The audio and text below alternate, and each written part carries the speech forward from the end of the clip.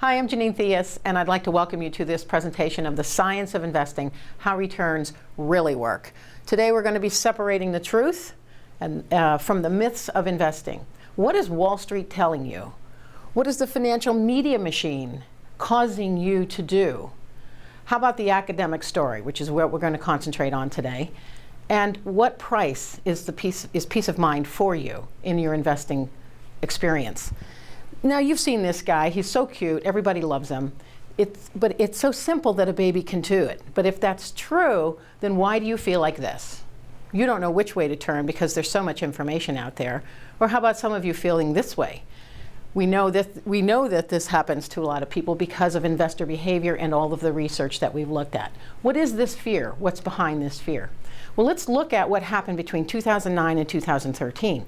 We all know what happened in 2008, where the market had a significant drop, which caused a lot of people to panic. And we should look at this because it's very important to examine investor behavior versus what the Wall Street media is telling you versus what the academic approach is. So what we saw between 2009 and 2013 was $1 trillion flow into bonds, apparently to go to safety.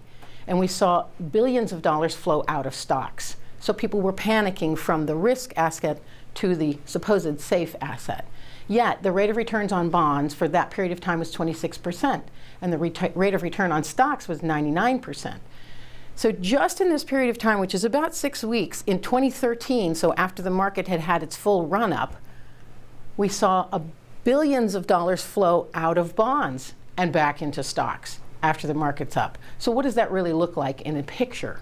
It looks like this, where you see the white line is the movement of the S&P 5 from the bottom at 2009 all the way up to the end of 2013.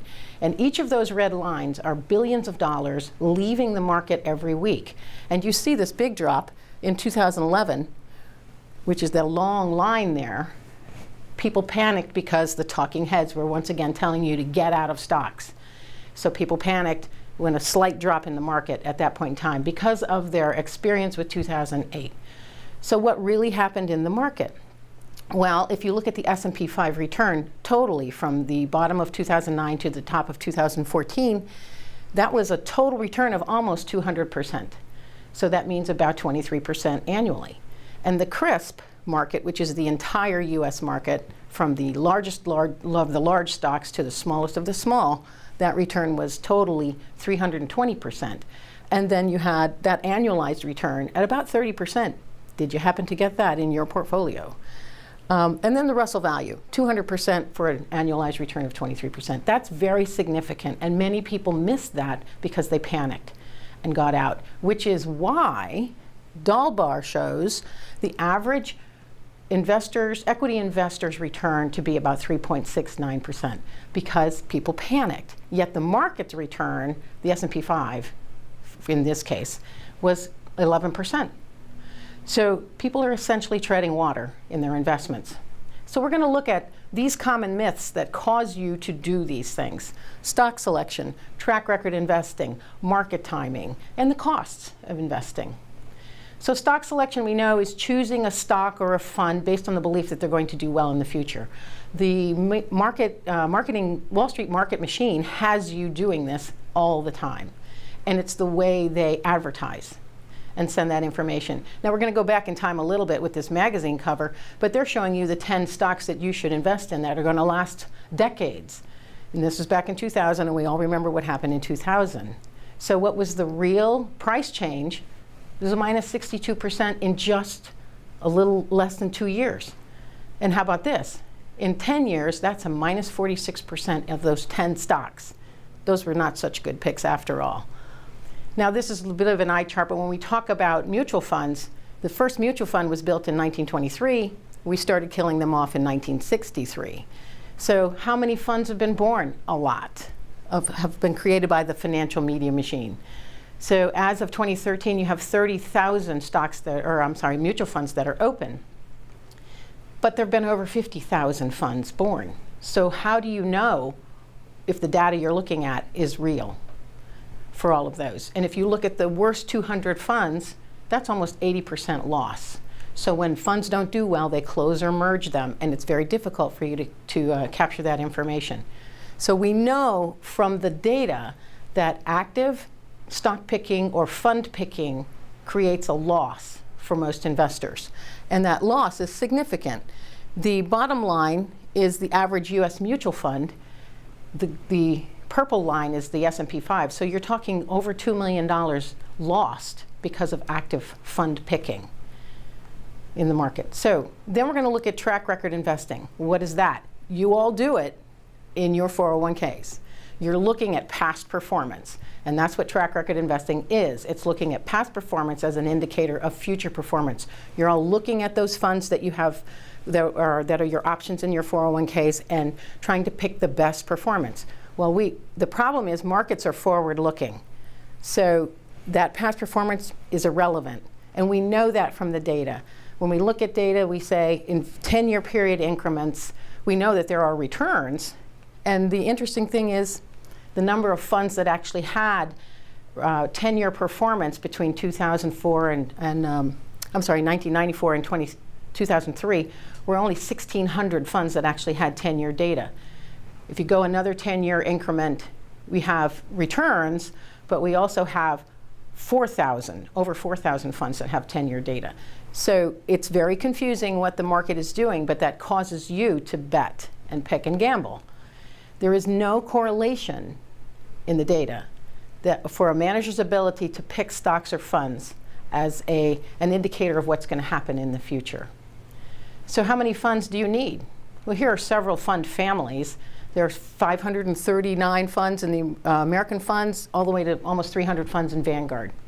And this actually is a fund family. And they have 1,200 funds. And you know who they are. It's Fidelity. So which funds should you pick? And if they did know what was going to be the right fund for you to pick, how many funds would they have? So let's look at market timing. The myth 3. Market timing is an attempt to alter a mix of assets based on a prediction of the future. And we all know that that can't be done. Nobody knows what the future is. No one has a crystal ball. So market timing gets you to move money. And the problem is, if you had gotten out at any time in 2012 and you didn't get back in, you had a significant loss because the market was up. In a period of 5,000 days, over 5,000 days of trading, if you miss just the 10 best days, you've cut your return in half. And we know that from watching the data. How hard is it to pick whether you should be in stocks or bonds? If you think back to that chart, people were moving in and out of the market consistently because they were afraid. So they're moving from stocks to bonds. Well, if it's hard to do that with 2 asset classes, how hard is it going to be with multiple sectors, multiple asset classes, or just different funds? Now, Charles Ellis is one of the bigs in the financial markets, and he wrote a book called Investment Policy, How to Win the Loser's Game. And he, at one time, was an active manager, and through all of the data and research has come to conclude the evidence is overwhelming that these managers really can't do what they say they can do or what they're telling you they can do. So let's look at myth number 4, which is the cost of investing, because there are costs, even with no-load funds. So you have costs that are incurred to actually run the fund and costs that are incurred to manage the fund. So what you don't see or what you are looking at is not always the entire story. So you have bid-ask spread and you have expenses.